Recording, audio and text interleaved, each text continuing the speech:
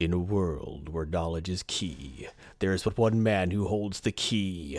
One man who is able to unlock the doors, to allow your brain to enter the realm of true enlightenment. Ladies and gentlemen, I present unto you Heathen Dogs Tabletop RPG Fundamentals. Thank you very much, Garthon. Hello, everyone. Again, I hope we find you well. And today we're going into the character generation of Dungeon Crawl Classics. If you don't know, I did the introduction, two sessions on the system, and this thing is brutal. We found that out, but it has a special character generation tech. You have to generate more than one character. Why? Because this game is fatal, and you're going to need them. You need the buffer, and I'm going to teach you how to do that right now. So go ahead and follow if you want. If you want part two, go ahead and if you're watching this on YouTube, please subscribe. Give me a like if you like this, and give me a downvote if you do not, and leave a comment as to why I offended thee. Yes. There you go. Now we'll move on to the credits. Publishers Goodman Games, and came out in 2012. In the introduction, I explained the 2012 or 2003. I'm not gonna do that again. That's sorted. Designer, of course, Joseph Goodman. The price. Now, this is still weird, but at DriveThruRPG, you can get the PDF for $25, right? If you go to goodmangames.com, you can get the hardcover and PDF for $40. Okay, it's a pretty good deal because a lot of times you're paying $50 for one book, no PDF, and you still need more books to play the game. This is the only book you need to play the game. But you can go to Amazon, and for a little over $30, you can get the hardcover and PDF. Same thing, cheaper price. I don't know what kind of sweetheart deal Amazon got, but do that. They basically walk up and say, "We are the monolithic giant. You will sell through us and punish all others." No, I will not. Then you will not sell. Okay. That could be it. Could very well be it. You know, they roll in, on the back of the cart wearing their, plague robe. We are the dead fire Amazon. So nice. You will not be here. Man, Andre. All right. Hey, all right. Comic recommendation. Near My God to Thee is actually the comic biography of Andre the Giant. Excellent book. Outstanding. I'm pretty sure that's what it's called. Good to know. All right, let's move on to character creation. Okay, everything that we're going to talk about today, this is the stuff that you're going to learn. Okay, you're going to learn about the character funnel. This is the whole creation process that ends with you having a first level character. We're going to start with rolling stats. We're going to look at the saving throws, the languages. We're going to roll your occupation because before you were a hero, you were a pleb, and plebs had to have jobs. That was plebe. I think it's pronounced either way. Then we're going to get your weapons, equipment, and trade goods. See your alignment, get your name. Then we're going to do it again 3 times. Don't worry, I did it already 3 times. We're only going to do it once. I did it 4 times. And then we're going to determine who lives to see first level. And what will be left of them. What will be left of them, exactly right. All right, let's get it on. Okay, the character funnel. Beginning of the character funnel. All right, we're going to make some characters. 2 to 4. It says in the book, 2 to 4 is what you want to do. Is 0 level characters. I'm going to make 4. But, wait. So every person makes 2 to 4 characters? Yes. Every person playing the game makes 2 to 4 0 level characters for the very first level 0 adventure. Because the level 0 adventure is for classed people, but you're a 0 level. You don't have a class. You're probably going to die. I enjoy this already. There you go. So your character, who's going to be first level, is one of the survivors of your band of merry fools that you create this right now. Remember, gods and demons and the universe don't care about 0 level characters. They don't care. And it's evident that the game master won't care either. Okay, so you're going to play all of these characters. And the one who survives is the winner. And that's the single. Now, it happens where more than one of your 0 level characters survive. Then you have to choose one to advance to first level to be your primary character. That happens. Now, like I said, these guys are rubes. They are farmers and butchers and glassmakers. They don't know the sharp end of a sword, all right? So this, as you can see from the picture below me, this is the kind of thing that the 0 level characters are going to be doing when faced with an animated skeleton. Stumbling over themselves and running away. And trying to stab it. With a pitchfork, yeah. Well, stabbing a skeleton is never a great idea. No. Doesn't really work that well. But they don't know that. No one taught them that. They learn through experience, just like you will. That's right. All right, so the first thing we have to do is roll your stats. Now, this is 3d6 top to bottom, all right? There is no arranging stats. There is no 4d6, drop the lowest. There is no... That's some old school stat rolling right there. It is. Now, you don't have to worry if you dump out the first time. Like, I rolled a 3, 4, 4, 2, whatever. You can't roll 2. 3, 4, 4, 7, whatever. Because you're making 4, right? They all can't suck. And the ones that have really crappy stats, well, they're going to die first. So don't worry about it.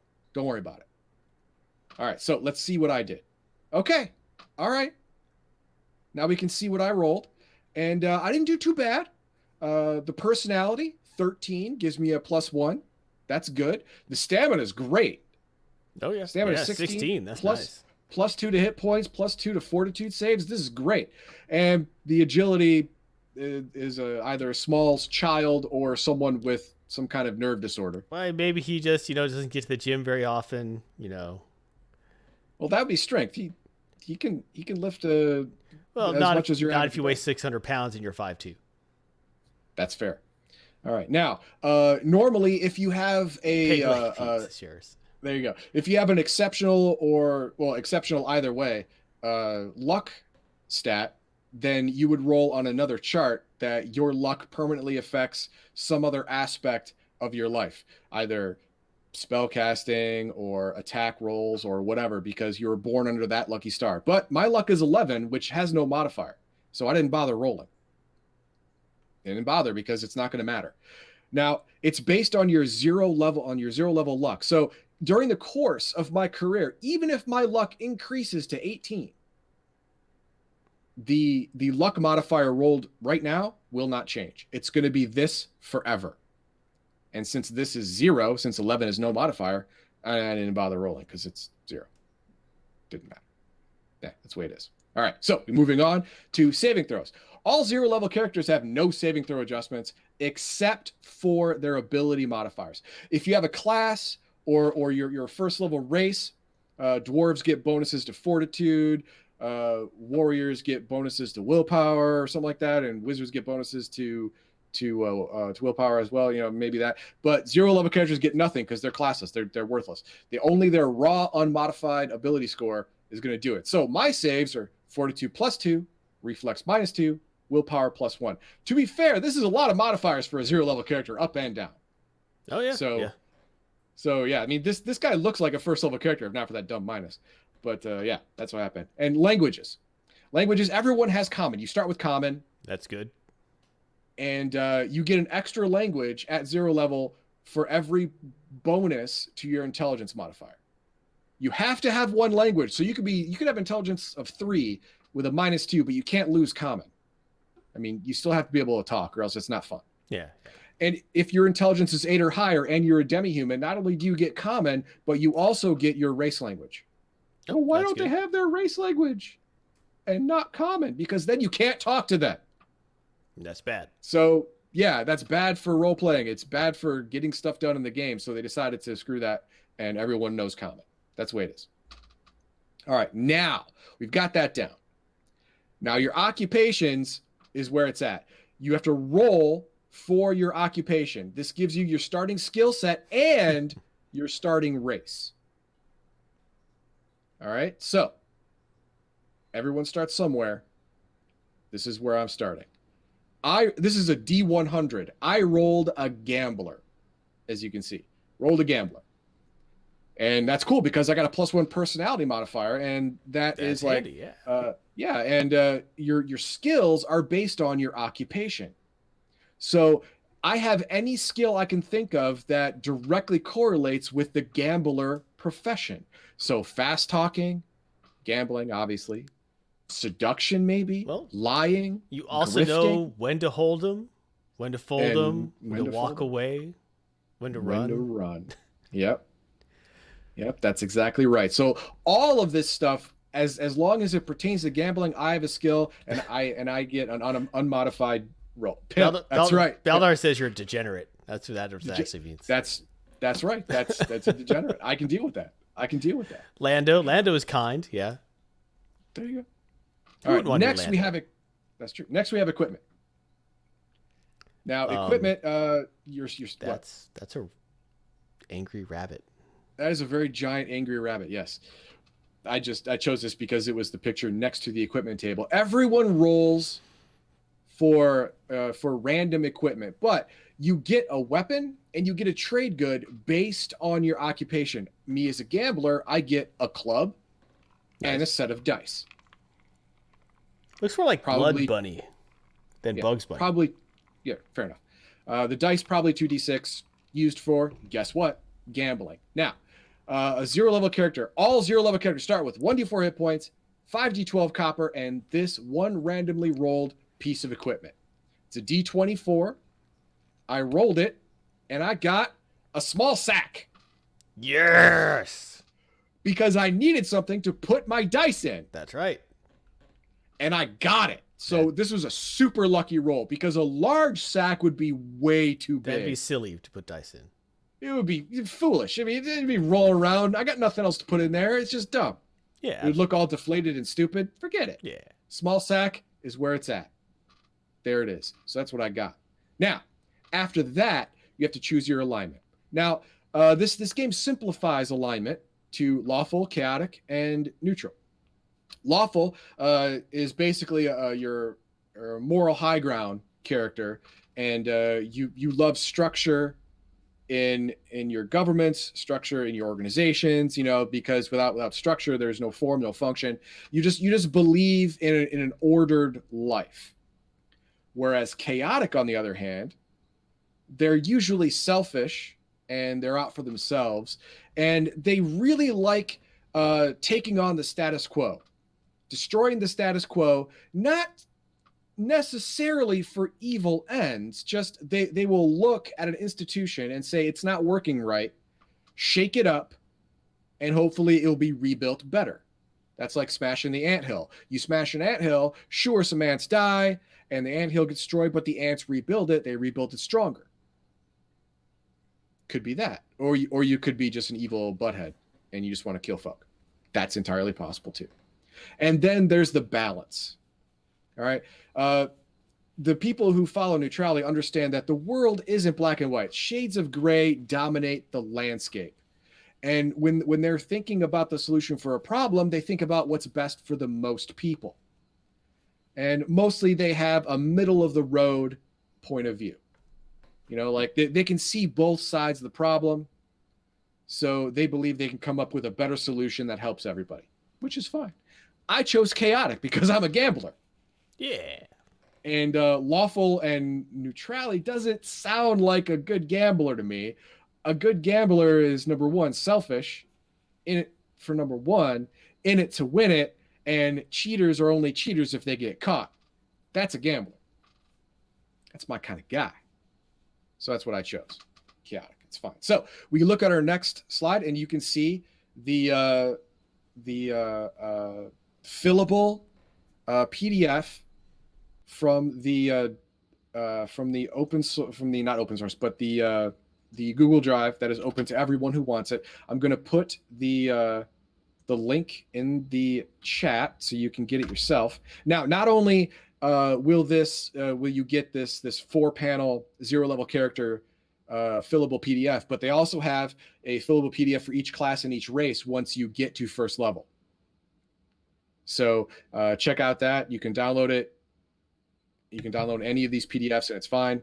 It's all free. Don't worry about it. And if you're watching if you're watching a YouTube, this link will be in the description below. So you're not left out either. Go ahead and embiggen it so people can read it and you can see what the character sheet looks like.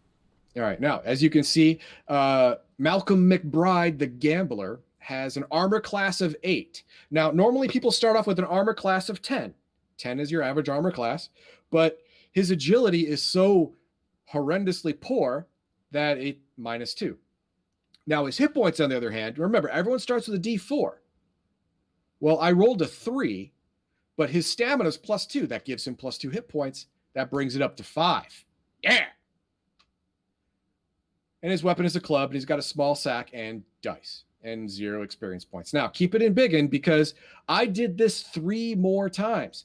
And if we go to the next slide, we can see the next 3 folks that we're working with. That's right. The next guy I made was Billy Lugg. His occupation is a guild beggar. Yes, beggars have a guild, apparently, and he's part of it. Well, unions get everywhere. That's right. And I rolled his stats. Nothing, 1 exceptional +2. Everything else is basically average. And his equipment is a pair of crutches and a holy symbol. How did a beggar get a holy symbol? Oh, that's easy. You hold it, say, "Oh, help me in the name of our Lord." There you go. It's a tool of the trade, my friend. Tool of the trade. Darn right. So is the crutches.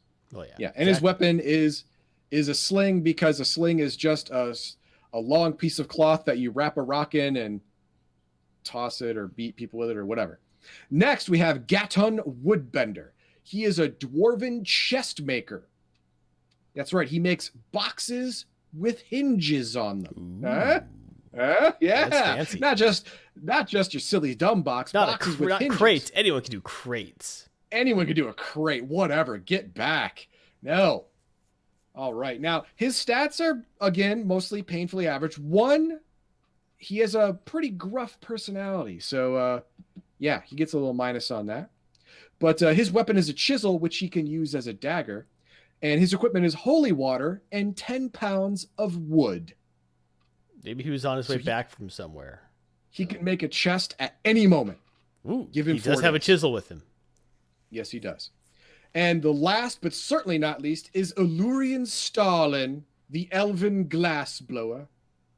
Now, these stats were all over the place. Look at this. This is crazy. Yeah, they're largely pretty good. I know. A strength of 16, stamina of 8, but intelligence and luck both have modifiers. That's freaking amazing.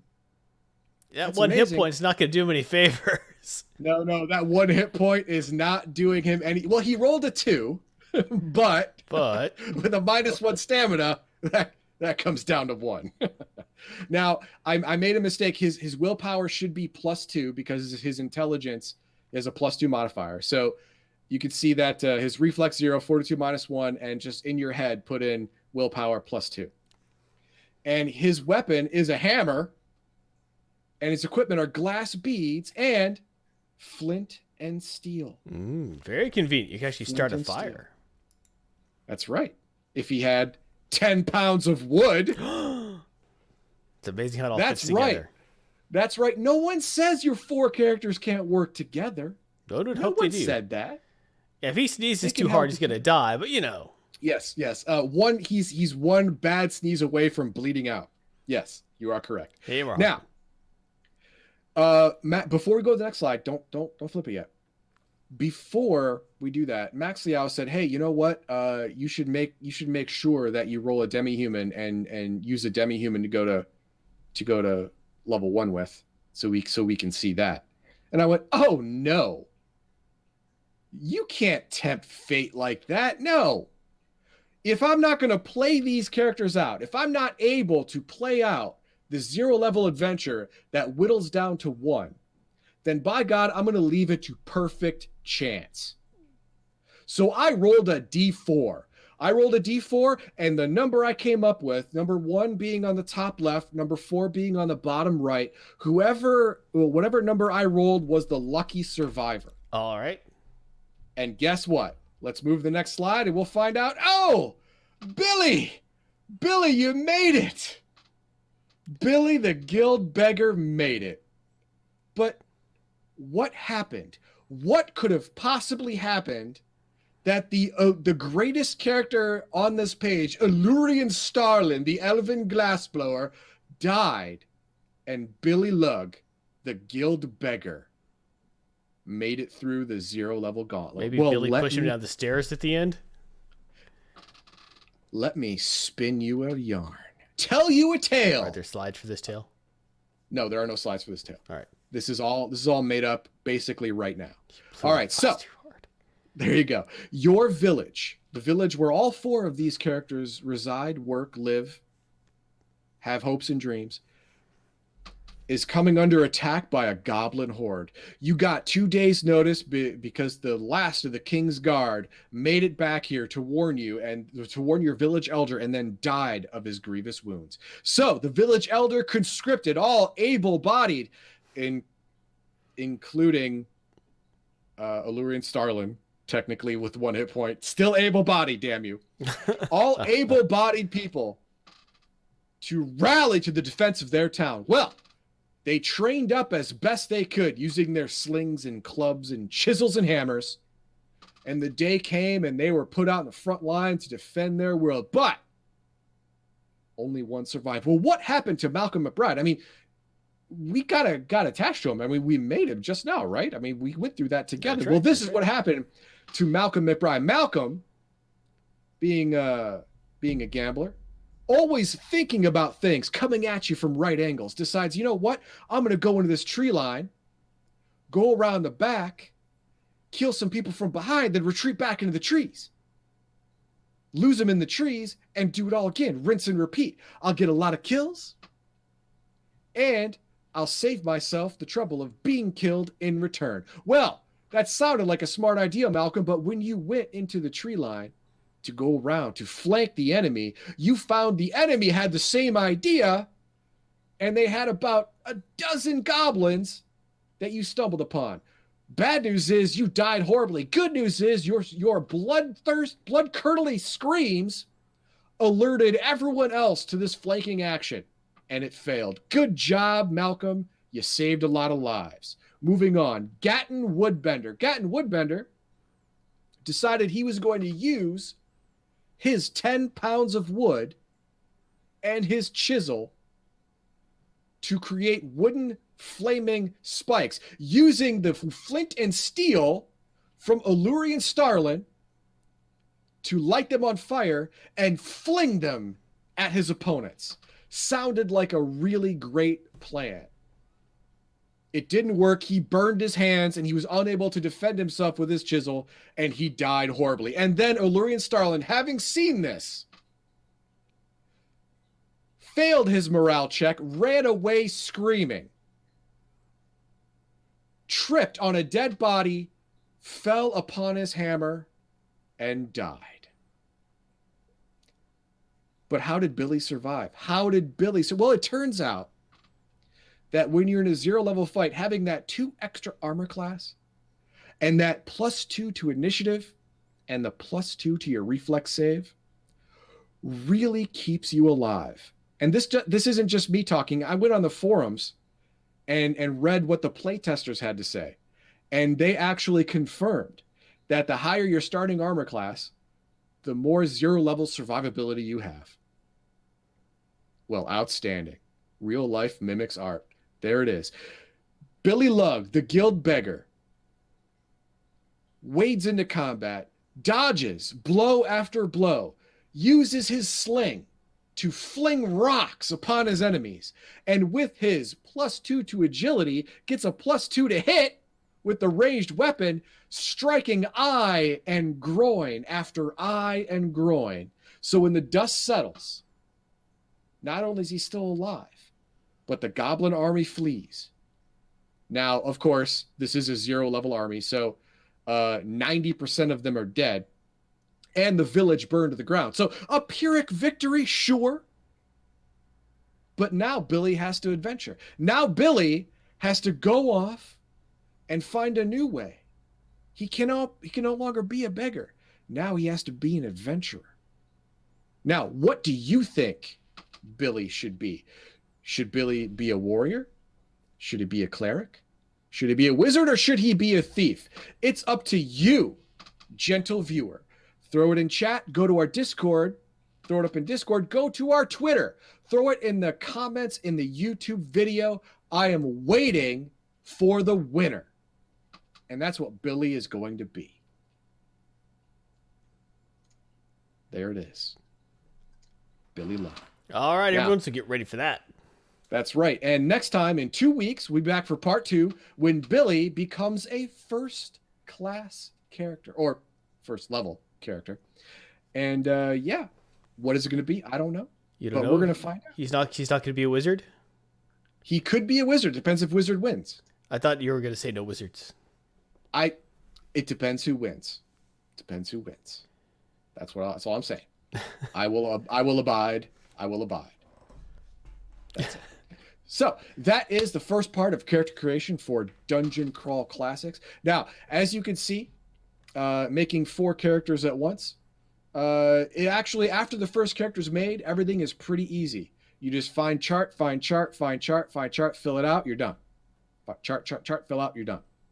It's when you actually build a class or a race at first level, that's when you have to make all the decisions, which makes sense because the 0 level characters are by definition expendable dupes. That's what they are. I mean, playing with 4 zero level characters is very much like playing a game of Paranoia. You know you're going to die in a hilarious fashion. You just got to wait for it. Pretty true. So see me next time, and we will make Billy Lug from a hapless beggar into a great warrior or wise wizard or wily thief. I don't think wizards are wise. Mysterious wizard. Mysterious wizards. Yes, there you go. Mysterious wizards. Yes. Thank you, Heathen Dog. So, you're welcome. So what are your thoughts on this tabletop RPG? What do you think about making multiple characters just to whittle them down to a single character? This is the character funnel. So what are your thoughts on that? Do you think it's a good idea? You think it's bad? I don't know. It's up to you. Now, is there a tabletop RPG you want me to do after this? No, I'm sorry. Not after this one, because Max Liao got me a Christmas present. And it is Star Trek Adventures. And this is the one after this that I'm doing. But after Star Trek Adventures, is there a tabletop RPG you want me to review, want me to look at? Throw it up in chat, Discord, Twitter, comments below. Throw it in there. I'll check it out. What is going on? All right. Thank you, Heathen Dog. Thanks a lot. You're welcome. So thank you, everyone. Remember, subscribe to legionofmyth for anime, comic, game reviews. If you like this video and you want more, be sure to like and share with your tabletop RPG friends. This helps the channel tremendously. My intimidating visage will not be there next time, though. So remember, be a Legionnaire.